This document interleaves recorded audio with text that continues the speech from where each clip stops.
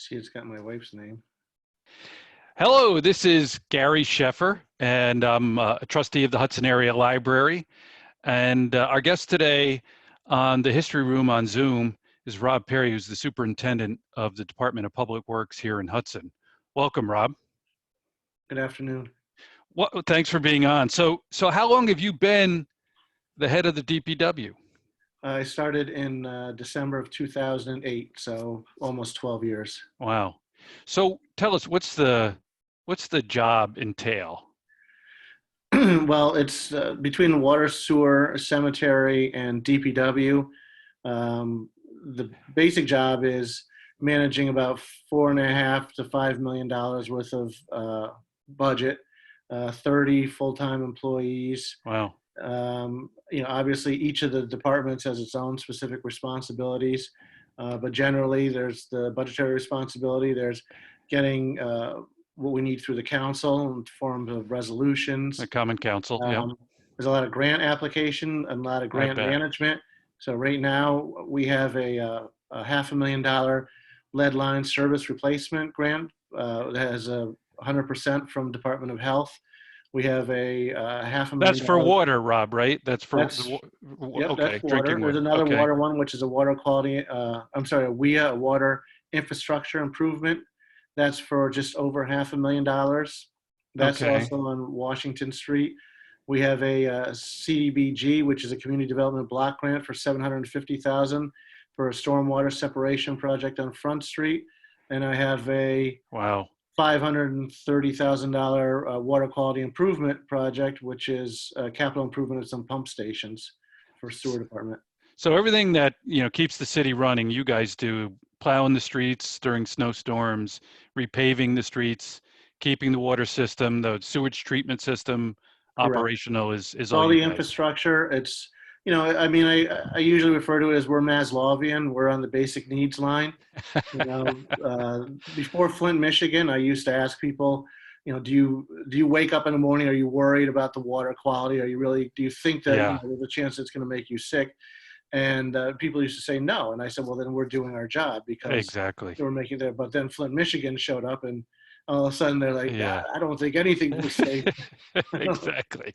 So give me some idea that, so how many miles of roads do you guys take care of in Hudson?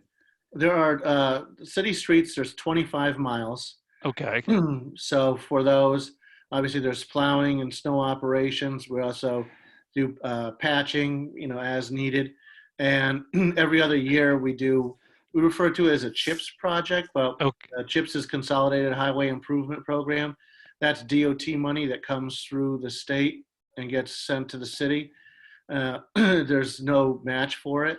Okay. So we do it. Most municipalities will do it every year. We do every other year because it rolls over. You don't lose it.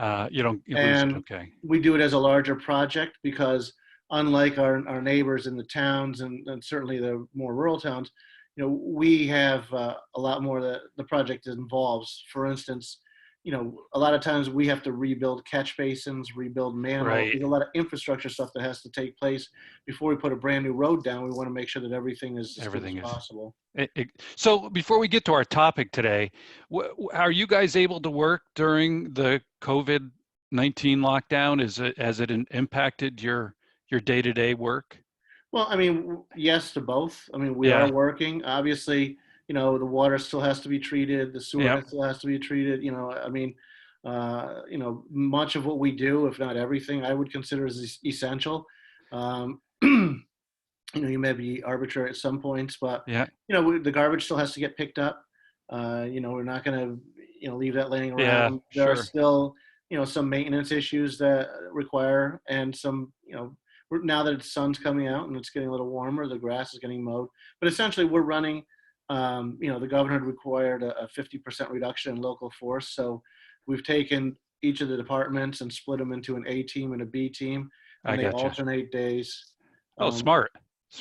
But in the event, but they're alternating with the understanding that we call it resting. They're home in a state of readiness. It's not like having a vacation where you can just go to the beach or go do something. They, if we need them, they have to be available to have to be on call. So that's how we're coping right now. and Terrific. for the foreseeable future. Sounds smart. Okay, so here's the reason why you're on the Hudson Area Library History Room on Zoom. Did you ever think you'd be so exalted in your career you'd be on the History Room on Zoom? Rob, I know you're thrilled. I've been waiting for this day my whole life. Yeah. Thank you to my parents, Yeah. my lovely wife and daughter. Wait a minute, I hear the music playing you off, Rob. Hold on. All right, so here's the reason. So at the History Room, we have volunteers who take in requests and from people in the city and around the county, really, about history of the city. And we've had a number, for some reason recently, about alleged underground tunnels in the city of Hudson, specifically along Warren Street. And I don't mean by that, sewer tunnels and wastewater tunnels. I mean tunnels that people use to move around the city. So I figured you'd be the right person to ask about that, since this is your bailiwick. Do you know of any underground tunnels in the Warren Street area specifically that were used to move buildings? Not just clearly not now, but over the years? Not that I'm aware of. I mean, Okay. we've had excavations on almost every street. Warren Street, not so much, because most of Warren Street was upgraded during urban renewal in the early 70s. The new sewer mains, new water mains were put in. So we don't typically, but there are, obviously, the way Hudson's economy is exploding, or at least it was until a month ago. Right. There are still a lot of lateral connections from new businesses that are excavating into the street to new fire services and stuff. And I haven't seen anything yet that would, raise to that standard. I have heard similar stories. Exactly. I heard that there were tunnels from the old C.H. Evans that were used to store cask of beer, but right. But where and how? Well, here's the ones that I think we received recently. One was about a tunnel beneath Warren Street at 7th, out of the basement of the old CVS. Another was, and you and I have talked about this or exchanged emails about it, the railroad started a tunnel that would run up Warren Street from Promenade Hill. And then the third was a tunnel from the basement of the former City Hall, now the Opera House, to a bar across the alley so they could get booze. Any sign of those? It sounds like no, right? Well, with the railroad, we have encountered the actual trolley tracks below the surface in the subbase. Yep. Because below the Warren Street, below the blacktop, it's actually brick. Okay. And if you go down even further, some portions you'll actually encounter the cobble that was there before. So the streets have certainly built up a little bit over time. Okay.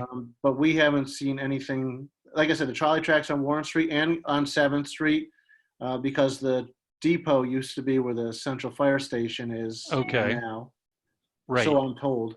Right. Qualify that. Okay. So let me so on Warren Street, you have the current asphalt, I guess is what you call it, right? And beneath that is brick at a certain level. And then beneath are the old cobblestones. Right. We see that in other streets too. Okay. Union Street and some of the other ones as well. Are the trolley tracks still down underneath? Trolley tracks are still there. Are still there. Interesting. And they're impossible to get out. We thought we encountered them in Front Street because they used to go all the way down there. In fact, based on our archaeological study of the Ferry Street Bridge, when that bridge was first relocated from Albany and Rensselaer, it was a 4-lane bridge, and 2 of the lanes were trolley tracks. Is that right? And then in the 30s, the trolley tracks I believe, were removed, so it became a 2-lane bridge. But yeah, we've encountered them, and they're awful. They're virtually indestructible, and you cut as little as you can just to get through, and then you leave the rest is there. Wow. So let's get back to tunnels. This myth apparently of tunnels in Hudson. So you sent me actually photos of this alleged railroad building the tunnel up from Promenade Hill, and your photo was of that facade of rock before the shotcrete was put on it by Amtrak, and it looks like an arch. It's an arched entryway. Was that a sewer line there, Rob? Well, it looks to be the same style and design. as one of the other abandoned sewer lines that I showed you on North You're right. Front Street. Yeah. They're deep. I can tell you that that one on North Front Street is over 20 feet deep, 25 feet deep. Um, because they were the original, and as the city kept being built up, and buildings were raised, and whatever Yep. happened, things moved up. Then these things grew deeper and deeper. So I think that's what it looks to be the Yeah. same as what we find in other parts of the city with the stone arch sewer. You can literally walk in them. They're 6 feet high. Wow. So do you think that's the reason why we continually get these reports? You hear them, I hear them, the folks in the history room hear them, of these alleged tunnels, or is it? Well, the reason I sent you some of the other maps, like those maps from 1934, Yeah. is a lot of the buildings have what we refer to as sluiceways. Okay. That they're literally box shaped, open, or stone laid sewers that go under buildings. There's a Okay. sluiceway that goes from First Street, where Cherry Alley is, behind where Coark was. Yep. Right. And literally goes under most of those houses on Union Street, and it goes under the William Farmer and Son, and then pops out down there. So there are a lot of buildings and these things over time have been rerouted and abandoned as the city. So, there's one that runs under the former Register Star to get over to Columbia Street. Right. Right. But then when it hits the alley, the portion that goes under the old Gold's junkyard was abandoned when they built that 325, and a new one was installed. Okay. So one of the things I think a lot of people don't realize is that when utilities are abandoned, they're not removed. Right. So they're not going to have sanitary flow to them, or they may have been part of an old well system, who knows? But they just leave them there. They're there. And so, yeah. the feature that would have kind of, you would have smelled it or seen something going through it is gone, but the actual structures are there. And right. So it's not, and some of these can be rather large. I was going to ask you, are they as big as the one down by the Promenade Hill? Are they? I don't know if they're going to be that big, but it's possible. These things were, it was old. It was just physical labor. They just excavated and physically, they put masons down in a hole and blocked it up, and wow, they used the clay from the surrounding work. ground to kind of patch it together. And yeah.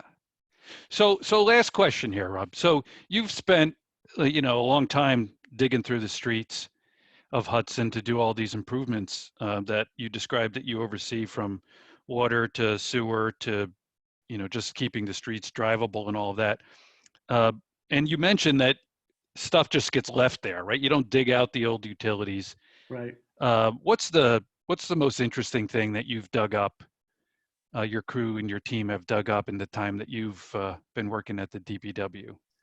There's the occasional trolley track, which we thought was pretty nifty when we first found it, until we found a stockpile of trolley tracks behind the sewer plant from an urban renewal project.